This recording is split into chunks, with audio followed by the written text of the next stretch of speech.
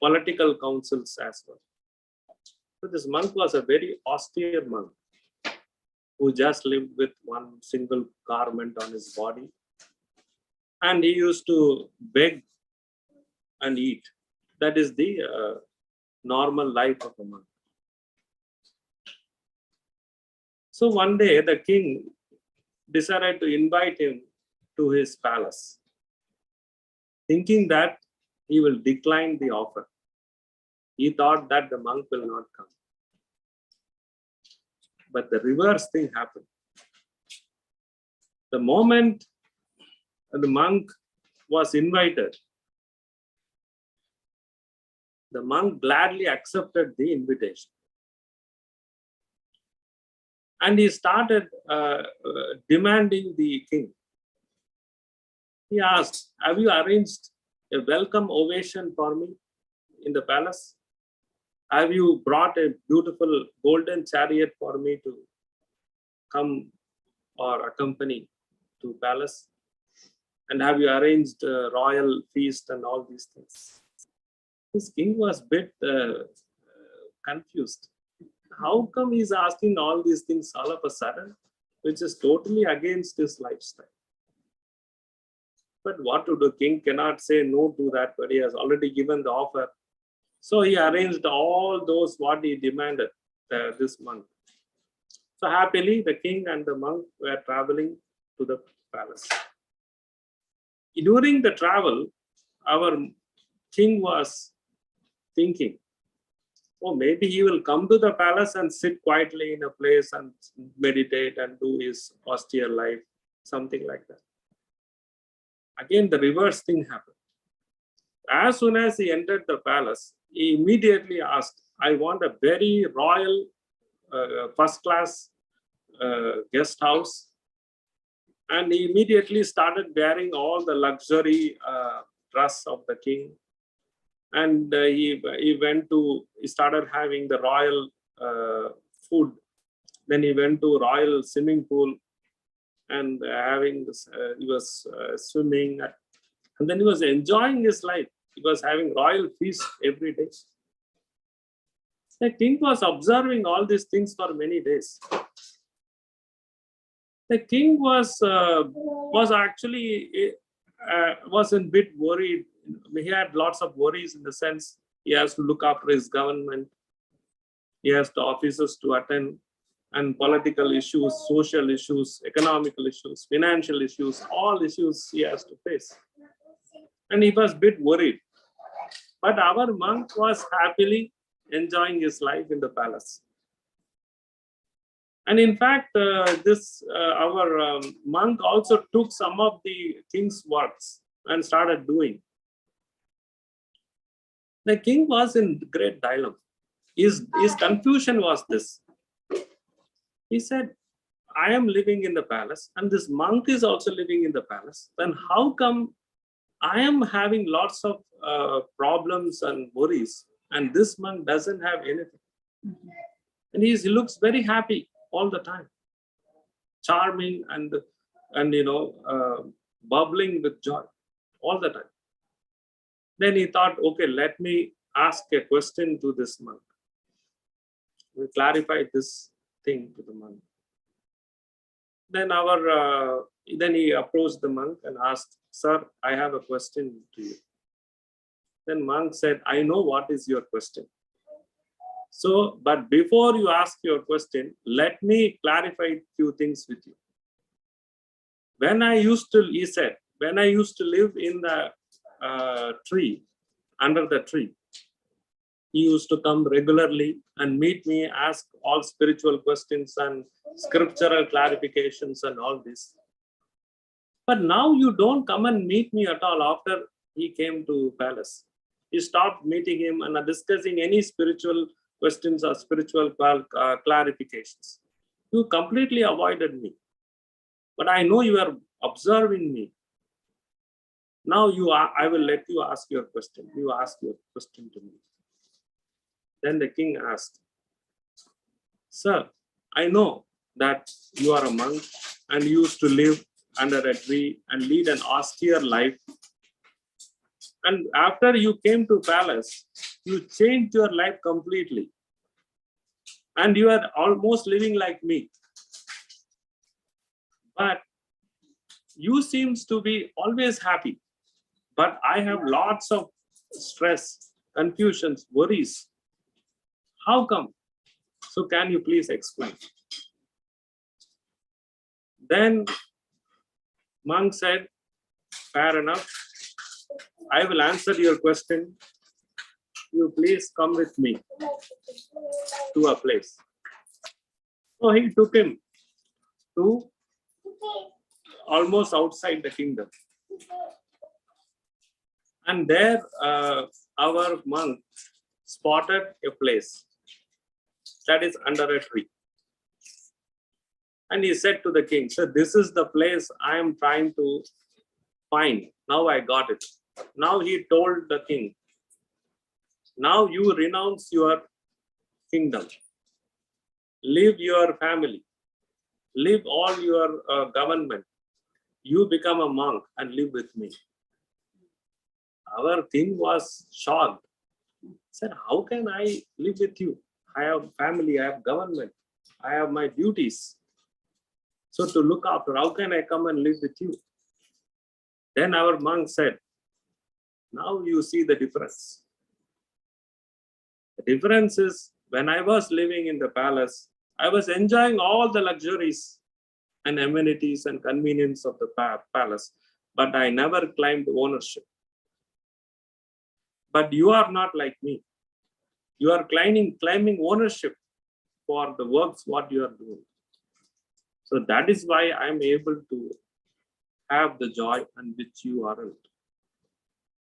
So having said that, monk removed all his luxury clothings and folded nicely, gave back to the king, and he wore his old garb and disappeared in the woods. And the moral of the story here, the story is, we don't own anything in this world. We only manage the world to manifest our divinity and bliss and peace, which is already within us. And we are always influenced by our past impressions, like this king. And that prevents us to manifest our bliss and divinity.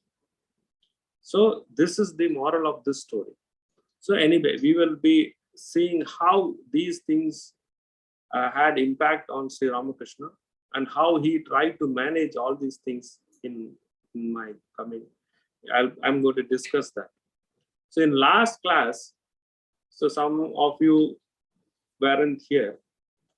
The last class, we have been discussing about the two major paths discussed in our Gospel of Sri Ramakrishna. One is the path of bhakti and path of knowledge.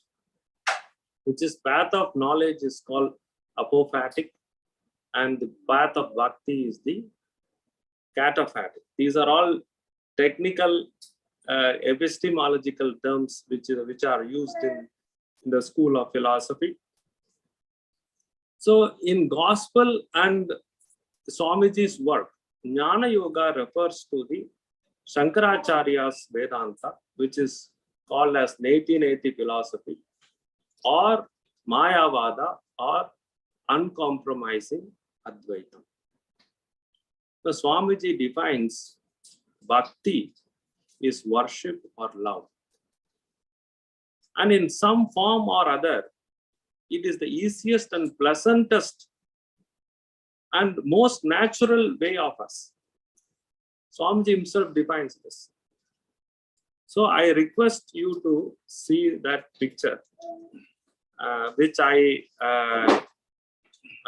he is going to put a small picture for us, which I prepared last class and got distorted. So this, I thought I would like to, complete that in this class.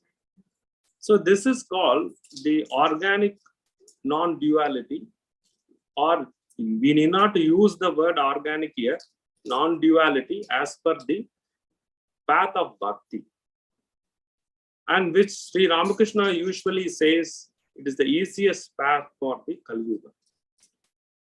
So he used to refer this to a bell fruit.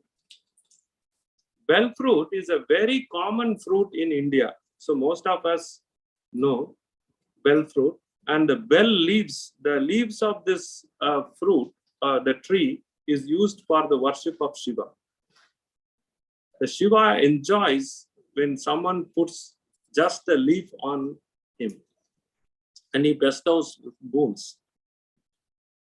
In Portland, I don't think so we have this tree, but the eastern part like Florida and there we have this tropical climate. I think this tree is grown there.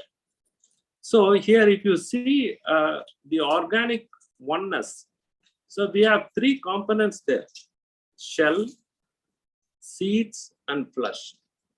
Shell, seeds and flesh makes a fruit. When we go to a market, we cannot buy a fruit without any of these three missing. If you go and buy that, the seller will give us the whole fruit, one fruit. So we cannot argue that I don't eat the shell. Why are you giving that to me? We won't actually entertain such sale. So here the organic unity here is matter, which is a non-living being, which matter doesn't have knowledge. Matter is the nature of the matter is it is eternally changing. You can't stop matter changing. Science clearly says, physics says that matter is eternal and is continuously changing. It will continue to exist. And the seeds refers to the living beings. That is all. We are all individual spirits. We are not this flesh. We are not this body. We are not this mind. We are individual spirit. And we get this body and mind due to the contraction and expansion of our knowledge. And the third is the God. God is omnipotent, omniscient, and you can add all kinds of infinite glories, and is untouched, pure. He is also part of that unity. Now these three will be always together. Three are distinct from each other. All three are eternal and always together, inseparable. You cannot separate this unity anytime in any state of our life. You just scroll. So the bell fruit is called wood apple or stone apple in English. I don't think so. Some have seen this, but it is very common in India. Shell represents matter, as I told you. It's eternally changing and never cease to exist. The second is seeds. Seeds are individual souls. We are all individual souls. We are all spirits. We are not body-mind concept. Our body-mind concept will change. Due to our past karma, we obtain this particular body due to the expansion and contraction of our knowledge. If our knowledge is expanded, we attain mukti. If it is contracted, then we go to birth and death cycle again. Repeatedly it happens. And the third is flesh. That is the pulp of the fruit, which is Brahman consciousness or isness or God that has got the essence, the juice. So the pulp has got the juice. We are going to, the purpose of buying a fruit is to enjoy the juice. That juice is always with that pulp. So that pulp, that is the Brahman. So the Jivatma, when our knowledge is expanded, we are going to drink that glass of juice, which is Brahma Anubhava, which is in the form of liberation the state of mukti, jivan mukti, or in whatever some people in some schools, they call it as Saranagata, Prapanna. Our Sri Ramakrishna calls it as Baba Mukha, which I am going to say a bit about that today in today's class. So this is what I wanted to show in last class. And this is the organic unity. In this organic unity, the three aspects of Vedanta is beautifully reconciled. That is, in Vedanta, we have statements declaring duality. We have statements declaring difference in non-difference. And we have statements declaring non-duality. So the statements of duality, the statements of the scriptural statements of difference in non-difference, and the statements declaring pure non-duality are reconciled here perfectly, and under this one single organic unity called Brahman. And this is how Sri Ramakrishna explains what Brahman is to us. So anyway, whatever the path, you can close this. So whatever the path we may follow, whatever the path we may follow, the desire of freedom is rooted in the deliverance from lust and gold. That is Kama and Kanchana. So that is here, forgetfulness and past impressions are going to be the biggest hurdle for us in the spiritual path. Forgetfulness means the moment we see money, we forget God. The moment we see something attractive, something gives you more value, we forget God. So that is forgetfulness. And past impressions. Here I'm going to give lots of examples today regarding past impressions. The past impressions are the desires which influence us strongly to obstruct us to march towards God. So in this process of learning spirituality, we are not spared from differentiating the world of spirit from the world of matter. We have to do that. We have to differentiate world of spirit against the world of matter. That is the biggest task is given to us. So this is the beginning of philosophy and foundation of all ethics. So we need to know who we are. We need to work out our spiritual path based on our own spiritual efforts. Nobody is spared. Nobody is exempted from that. We have to make an attempt, but there is sure help from our ideal. Now, along with this spirit, we have to do our day-to-day prescribed rituals. Now, again, when I say prescribed rituals, it is nothing but our day-to-day life. Not that we are going to do some homa or do some special work or anything like that. Our day-to-day life, we need to practice Sama, Dhamma, Uparati, Titikshu, and the Samahitat. Sama is tranquility. Second is the Dhamma is control of senses. Uparati is inner satisfaction, Trupti, Santushtam. Then Titikshu is forbearance. Then Samahitatva is equanimity. So Swamiji says very clearly in his one of his statements that philosophy of Vedanta is an abstract science, but it encompasses all paths, and leaving each one to apply it to his or her own concrete form.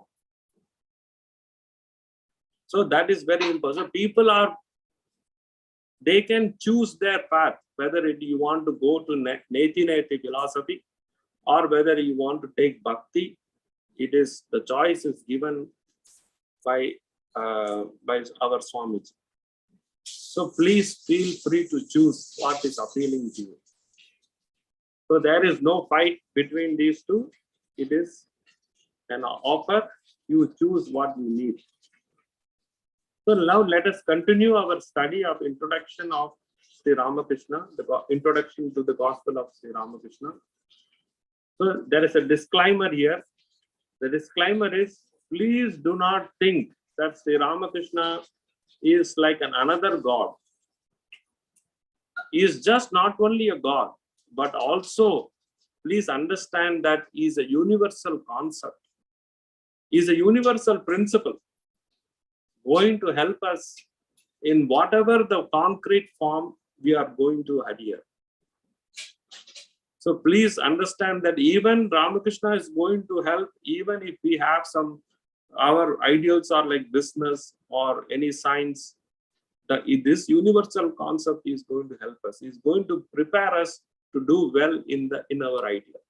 That is the main purpose of studying Sri Ramakrishna's life and his gospel. So the many incidents in his life, one of the major incident is his vision of Kali. He literally saw Kali. So before seeing Mother Kali, what he did, let us discuss what he did. What all he did. What was his state of mind? That I would like to go, and then slowly we will go towards the gospel. Because we need to know all these things before we enter the gospel. I don't know, most of you have studied Sri Ramakrishna's life. It's better to just have a small brief. His brother, Ramakrishna's elder brother, Ram Kumar, his elder brother dies. And that was this incident was a melancholy for Sri Ramakrishna. And he realized the transitory of the world. Then the moment he realized this world is impermanent, he immediately thought that he wants something better. He wants God. That was his alternative. So what is want of God means? Freedom. Want of God is freedom.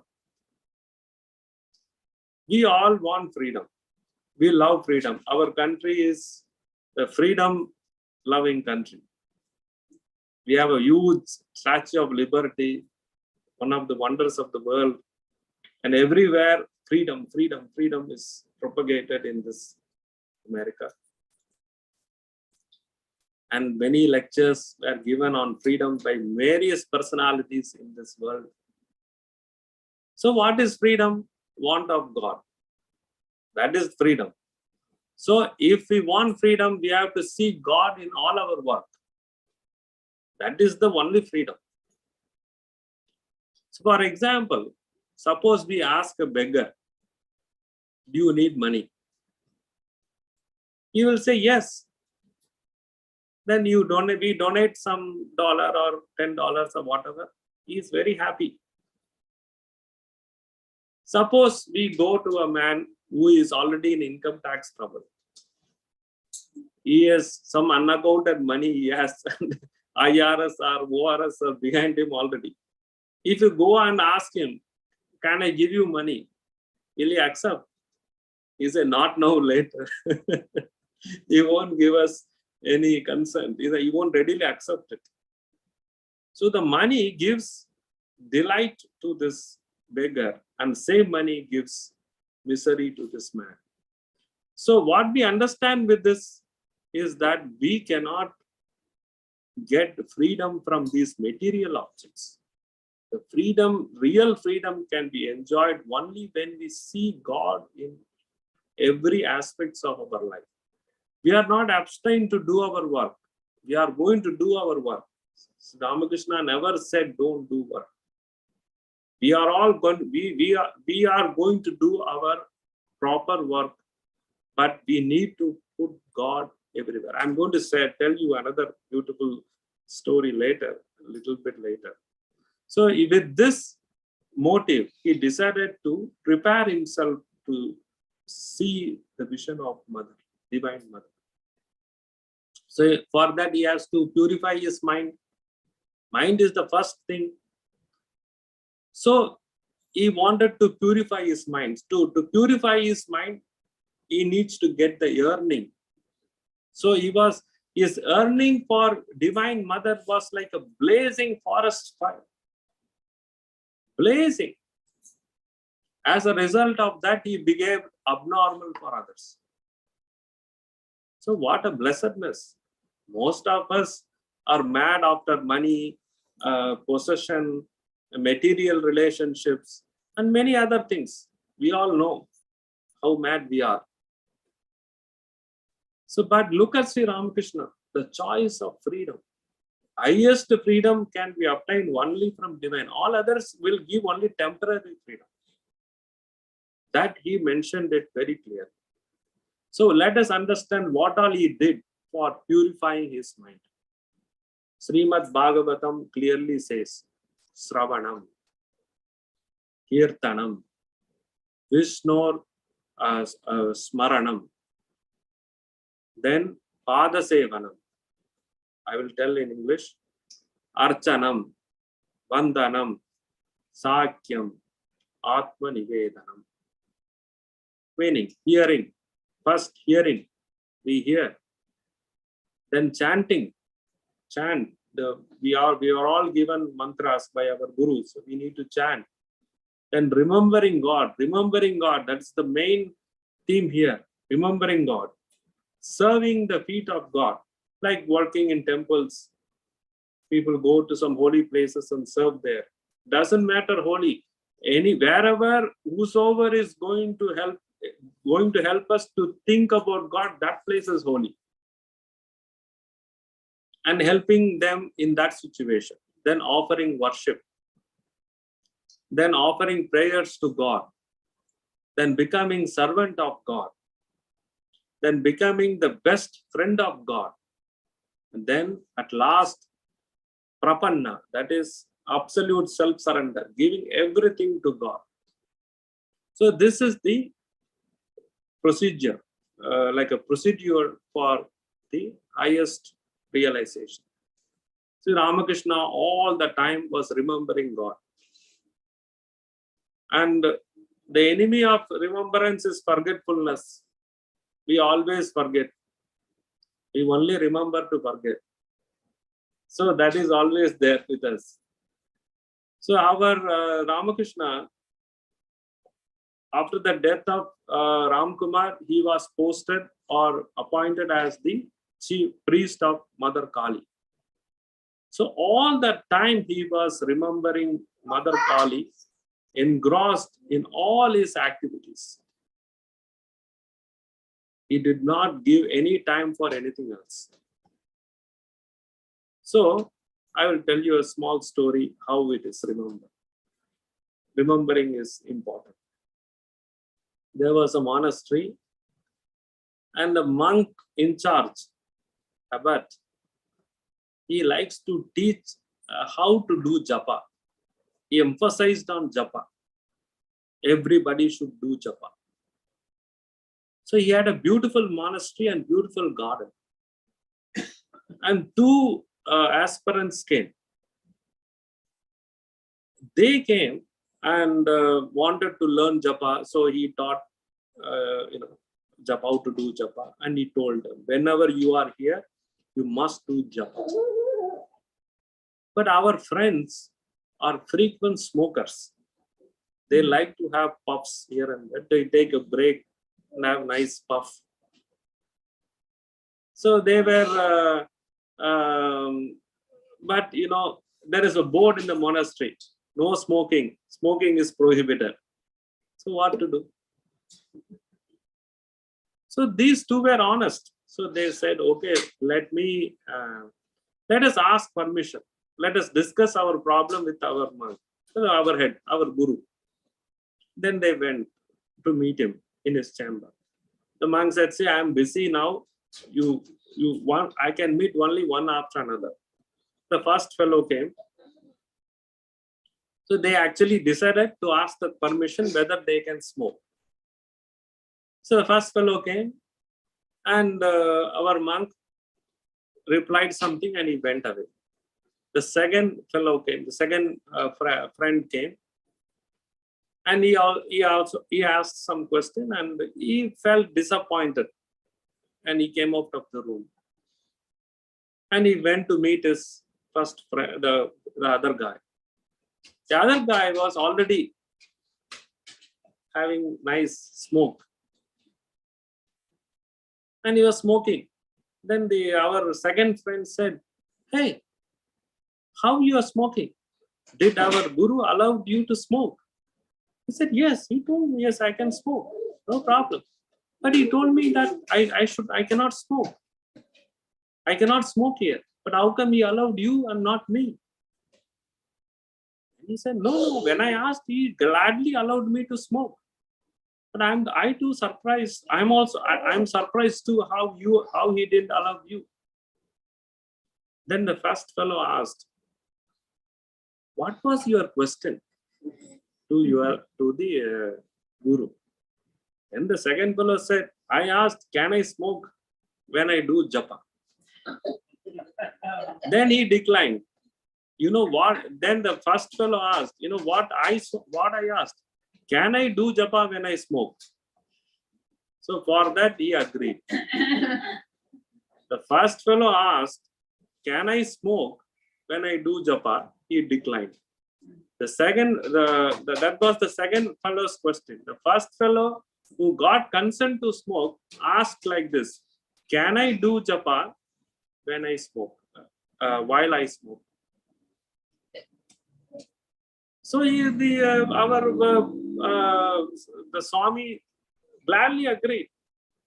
So we have to do our work. The smoking is work, but while working, we do the japa all the time.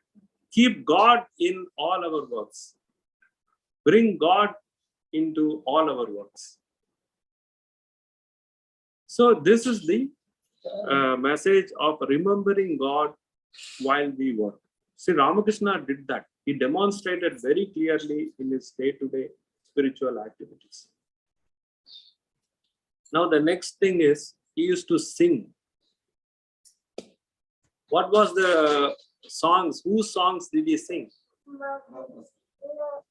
Ram Prasad and Kamala Kant. So the two mystical poets of Bengal. So I would like to share how this Ram Prasad songs impacted on Sri Ramakrishna. Ram Prasad's rhapsodic songs describing the direct vision of Mother Kali inspired Sri Ramakrishna to see Kali. So Ram Prasad was a great aspiration for Sri Ramakrishna. So who is this Ram Prasad? Ram Prasad lived maybe 100 or 150 years before Sri Ramakrishna. And his name was Ram Prasad Sen. He was born to a parents Ram Ram. His father name was Ram Ram and his mother name is Siddheshwari, near Kolkata. And he went to school and he learned Persian, Sanskrit, Bengal literature. As his life is exactly matching Sri Ramakrishna. Maybe because of that Ramakrishna liked him very much. I don't know. As he went, he never showed interest in academics. And he was spiritually inclined and elevated to realize Mother Kali. And this became great concern for their parents. Then immediately the parents, like it happened same to Ramakrishna. Ramakrishna also went to school and he never studied. Even he didn't want to have any academic achievements. And then like Ramakrishna's parents, Ram Prasad's parents also wanted to marry him to a beautiful girl called Sarvani. Then he was formally initiated into the Tantric Sadhana, Tantric devotional Bhakti Sadhana by a saint called Krishnananda Agama Vagisha. Krishnananda Agama Vagisha was a Tantric saint and he initiated Ram Prasad into Tantric Bhakti Sadhana. And he was engrossed, our Ram Prasad, later he was engrossed in the auspicious qualities of Mother Kali. And he attained the great pinnacle in devotional, the highest of devotion. And he completely surrendered to Mother Kali and become many times oblivious of this world. Then due to some family constraints, they were asked to move to Kolkata for better employment. So he has to help his family. So he was appointed as a bookkeeper or accountant in a big firm run by Durga Charan Mitra. He was an accountant. He was a bookkeeper. So instead of recording debit and credit of that firm, he used to write poems in the book of in the account book. Kali's poem. And this was brought to Durga Charan's attention. And the Durga Charan Mitra took the book and read his composition. He was amazed. And he admired his piety and belief. He couldn't measure couldn't even understand what a great compositions. And by grace of Mother, he advised our Ram Prasad, please go back to your village and continue your composition. I will send you the salary. You need not work as an accountant, but still you will receive the salary. See what a nice heart he had. So he went back very happily to his village, and then there he was performing an esoteric spiritual sadhanas or verbs, you can say. So what he used to do is he like wading on the holy river until the water was like neck deep. He used to sing hymns. And at last his life ended like this. So one day Kali Puja happened. And usually what happened, that happens in the night, and next day we do Visarjana. So we take the Kali idol, which is made of clay, and then they immerse the idol in any nearby river or pond, lake, whatever, or sea, whatever is nearby. So our man Ram Prasad was also, he participated in this Kali Visarjana. Then as the mother was immersed, he also immersed himself, and he was singing the hymn, and he completely immersed along with the mother and left his body. So this life inspired Sri Ramakrishna very much. And another poet is Kamala Kanta, and he also had a similar life. And some of here who knows Bengali, they would really enjoy the composition. He really, it's a fabulous the piece of poems which he wrote on Mother Kali. And it is now sung in many of the Kali, as a Kali Kirtana, and also in some of the temples in all our monasteries. So Ramakrishna practiced later that I am not the body, I am not the mind. And he left this Brahmin body consciousness. So how he did that? He used to meditate without covering his body in the night. So he left all the symbols, like he was born in a Brahmin family, high caste family. So he used to leave all these priest symbols out of his body and used to meditate on Divine Mother in the night. And his his nephew, Hriday, he used to disturb him. He used to throw stones on Sri Ramakrishna to scare him. But he was not scared because he left the mind also.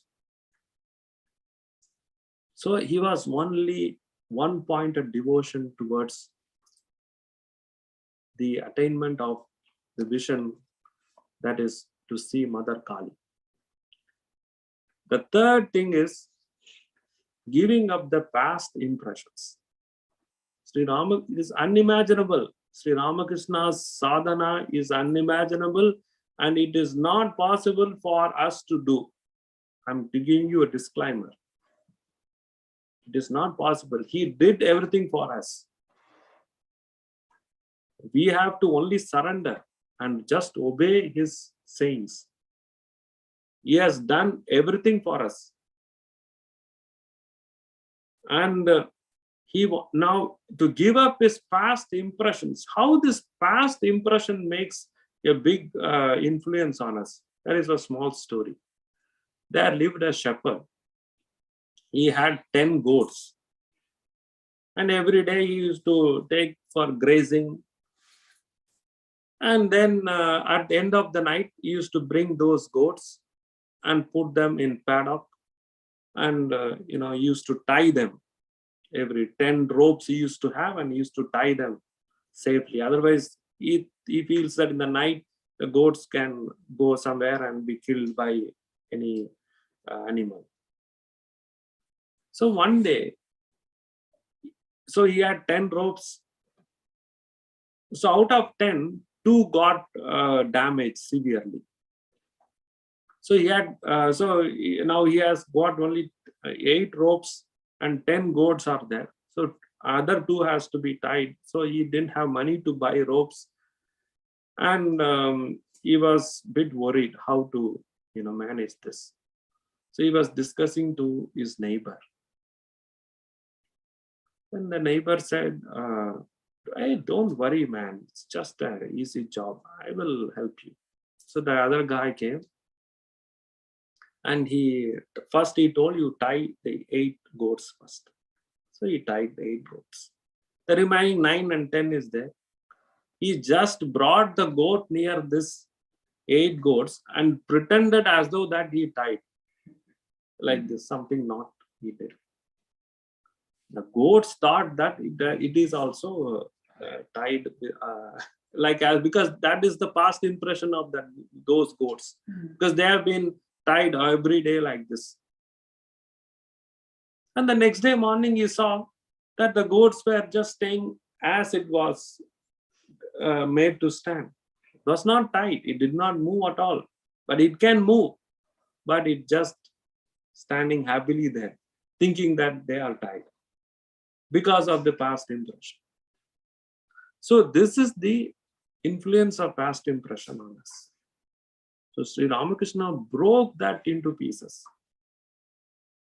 So to do that, what he did, he said, Mati Taka, Taka Mati. It's a famous statement in Bengali. That means clay is money, money is clay. He did. So the meaning of that is, he clearly said this: money and clay are both matter, equally matter. We might value it in different ways, but equally it is matter. And through matter, I cannot attain Kali. So let me throw this away. That was the message. And then He cleaned the dirty places. He was born in high caste. The menial works he did. But usually, a king will not clean the latrines. The king will not clean any sewage. He won't clean. Like that. But that is the past impression, influence of the on the king. So he wants to break those everything out. People were strictly opposing Sri Ramakrishna's lifestyle. They thought this Ramakrishna is an idiot, fool. He has gone mad. He's crazy, bizarre, it's mentally wrong. So all sorts of certifications they gave on Sri Ramakrishna, and he was very happy with those things. See, we are dominated by our past impressions, and we make no effort to give up these ideas or ideas on these sense objects. So we say, okay, let the body do whatever it can. So I will have high thoughts. Let body do as it likes. I will have high thoughts. That cannot happen. Body renunciation is body, mind and speech and deeds should be same. That was Sri Ramakrishna's balance. After this, he couldn't contain or bear the renunciation or the climax of renunciation. So he rushed to the sword and seized the sword and about to cut his neck. So he took the sword and was about to commit suicide, to cut his neck. He threatened the Divine Mother, if you don't show me, I am going to kill myself. Immediately, Mother revealed to him. That is the Vairagya. Please don't do all these things. Please, I request you, don't do all these things without develop these sincere purification, mind purification techniques. What Sri Ramakrishna did is something nobody can do. I'm talking about now. So please don't make such an attempt that I will cut my throat if you don't see. God, please don't do such things. And he literally was about to cut his neck, and the mother appeared to him like an effulgent light, bestowing boons and fearlessness, benedictions, blessedness on Sri Ramakrishna. So this flash of pure consciousness concealed the appearance of the world for a sincere aspirant. It's not that the world doesn't dismissed or disappear. The flash of that effulgence concealed the aspirant's vision. Like, when there is a beautiful sunshine, we light a candle in the noon time. Is that going to help us? That doesn't mean that the fire is not there. Fire is still there on the candle, but that fire flash is not going to help us because of the sun's brightness, luminosity. So the aspirant is there, but aspirant cannot see any material duality what he was seeing before that flash of that big sun, which is Brahman's effulgence. So like this, another example is when the sun is shining, can we say that there are no moon and stars in the universe? It is very much there. Even now it is there. We have now our daylight is on, so it's almost 8 o'clock, 7:45 p.m. and still our sky is bright. Even now the moon is there. So the world is actually concealed for such spiritual aspirant like Saranagata, or a self-surrender to Brahman who is experiencing the Brahman. His effulgence conceals all the duality. Duality exists behind that. So this is kind of nirvikalpa samadhi. So what the aspirant will not see the duality like what he was seeing before this effulgence. During that time, the candlelight will also remain equivalent with the effulgence of the Brahman. So you'll be enjoying the Brahma Anubhava. So after the vision of this Kali, the conception of Sri Ramakrishna's on Mother Kali and Brahma or Brahman, we can say, started to expand. So he is going to teach us the various aspects of Brahman through his own life first. The first thing he wants to experiment, thus Brahman is an embodiment of matter. Is Mother Kali present in a stone? He wants to know. Stone is an inert object. It has got no knowledge. Whatever we say, this particular glass is just an object, is a non-living being. If I break this, I will not go to jail. But if I break the head of Lokesh, I will go to jail. We know this distinction very clearly. So he wants to know. So what he did, he was worshipping Mother Kali. And all of a sudden, he started to know whether the Kali is really present in that image. So he took a morsel of food in his hand and he started feeding Kali. Please have the idol. And he said, if you don't have, I'm going to have it. Like the mother would do to you, right? Sometimes when you were a kid, Janvi. So like that.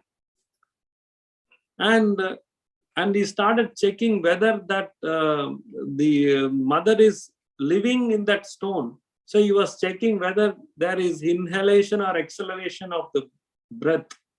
So he checked whether there is any breathing going on in that image. He saw, yes, he could see the breathing. These are all, sometimes we will ask, how can that happen? In modern life, these are all the questions. It can happen if we elevate ourselves to the level of Sri Ramakrishna. This is chances with us, opportunity is with us. But we don't know, but we may not, we don't know. So then he saw that the matter is an embodiment of Mother Kali. He confirmed that. So each and every matter we see is Kali's power, Kali's magnificence, Kali's splendor, Kali's body. You can call it in any relationship with Kali. Kali or Brahman or ideal or concept, whatever you might feel. It can be God or even your highest ideal. The second thing, he improved from matter to living being. So one day while he was offering food to Mother Kali, a cat came mewing. Meow, meow. Then immediately he started feeding the cat. And he said, oh mother, you came in the form of cat. So you please have this food. It was a big sacrilege in the temple. They felt offended by this act of Sri Ramakrishna. They were about to dismiss him. And they already decided in background, okay, this fellow is totally gone mad. So we have to remove this fellow from the temple. That was the decision they made. But Sri Ramakrishna confirmed that the Kali lives as an embodiment of matter, and now she is living as the soul of all the individual souls. And the third is another step, There he attains the absolute pure devotion, which is the Raga Bhakti, a complete surrender to Holy Mother, to the Divine Mother. And he feels that he is an absolute instrument to Holy Mother, to the Divine Mother, both are same. It's spontaneously it is coming in from me. So he has an instrument of the Divine Mother Kali, and he is always inseparable from her. And he was acting exactly like exactly as per the dictates of Kali. So you will see, for every time he will rush to Kali temple and ask, let me ask my mother, let me ask my mother. Somewhere thought is the real mother, or like his mother is Chandramani Devi, the real mother, his own mother was, material mother was living. But he used to run to the Kali temple and consult with the idol. Unimaginable in today's world. So this incident is beautifully said in the Mundaka Upanishad. In Mundaka Upanishad, it says, Yada Pashyaha Pashyate Rukma Varnam Kartaram Isham Purusham Brahma Yoni Tada Vidwan Punya Pape Viduya Niranjanaha Param Samyam Upaiti. So the meaning is, when an aspirant sees the Supreme Brahman, that is ruler of this universe, and having an effulgence, auspicious divine body, that is Rukma Varnam. That is what the Upanishad uses the word Rukma Varnam. Rukma Varnam is auspicious divine body, and who is the creator of this universe. That aspirant, shaking off the virtue and sin, being freed from the taint of matter, attains supreme equality with the Brahman. So here the small candlelight and the great effulgence of the sun is equalized there. It is merged there. So our Sri Ramakrishna became a complete surrenderer to the Divine Mother, and he remained in the non-dual state, Advaitic state, which is what I told is the bell fruit, which is the organic unity, and dwells and control. The mother who dwells and controls both the matter and the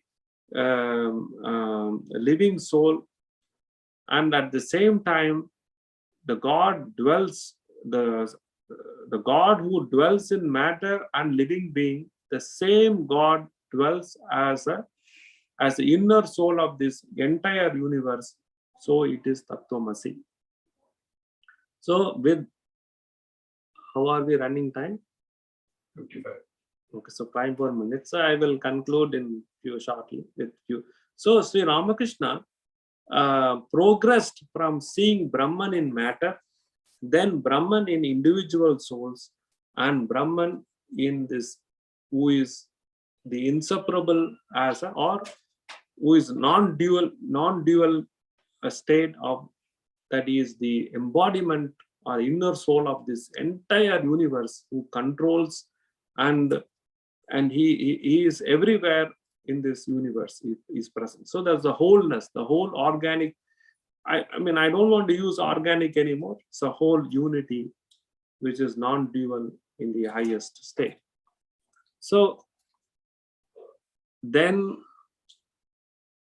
I think it will be, if I will start the next episode in the next class. So I will conclude this class, and in the next class I will say about the Brahman's aspects. Ramakrishna says Brahman is both transcendental and immanent, and then he is going to teach how he is immanent and transcendental through his guru. So he had 4 gurus: Haladari, Jatadhari, Bhairavi Brahmini, and Totapuri. So Haladari, Jatadhari, Bhairavi Brahmani, and Totapuri. So he is going to teach. He becomes a best disciple for all these 4 gurus, and then he is going to teach us how to understand both the aspects of Brahman, which is transcendental and also immanent, and both transcendental aspect and the immanent aspect are real, and we should see Brahman in this wholeness. And there is gurus, these 4 gurus were lacking in certain things in their realization, and how he helped them to fulfill these 4, help them to expand their realization in the concept of accepting both transcendental and immanent aspect of Brahman, which we will see in the next class. So I will conclude. Om Mangalam Deshikendraya Eminam Chakravartine Parashakti Swarupinye Devyai Matre Cha Mangalam. Om Tat Sat Om. Thank you very much. Thank you. Doesn't mean you do Aarti? Yeah. Quickly, 1 minute. Sure.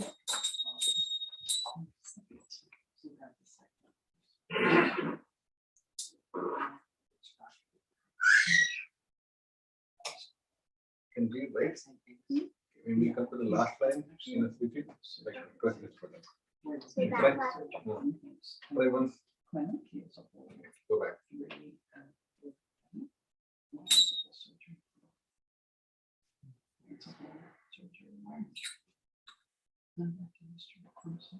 But Janvi. You come. Okay, everybody else will come. Okay. She is our daughter. Okay. She doesn't come to the temple.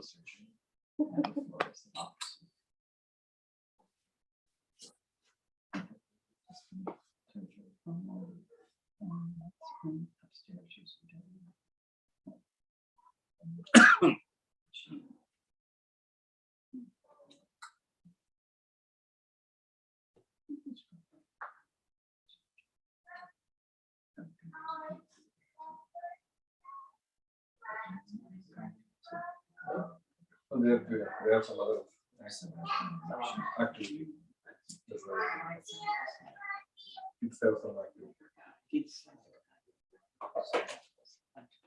Okay, we will sing this Aarti songs together. So please join me. Gahore Jaya Jaya Rama Krishna. Gahore Jaya Jaya Rama Krishna. Subhadina Nidhi Bhakata Jana. Subhadina Nidhi Bhakata Jana. Gaho Gaho Rama Krishna Nam. Gaho Jaya Jaya Rama Krishna Nam. Gaho Jaya Jaya Rama Krishna Nam. Ite Bhupa Premavata. Ite Bhupa Premavata. Prabhu Rama Krishna Gunata. Gaure Jaya Jaya Rama Krishna Nam. Gaure Jaya Jaya Rama Krishna Nam. Jai Rama Jai Krishna Vishwa Guru Rama Krishna. Jai Rama Jai Krishna Vishwa Guru Rama Krishna. Ekadare Jama Jivacha. Gahore Jaya Jaya Rama Krishna Nam. Gahore Jaya Jaya Rama Krishna Nam.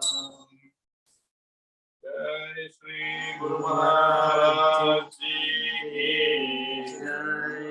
Jai Shri Mahamai ki Jai. Jai Shri Swamiji Maharaj Ji Jai Sri Sri Durga Mai ki Jai.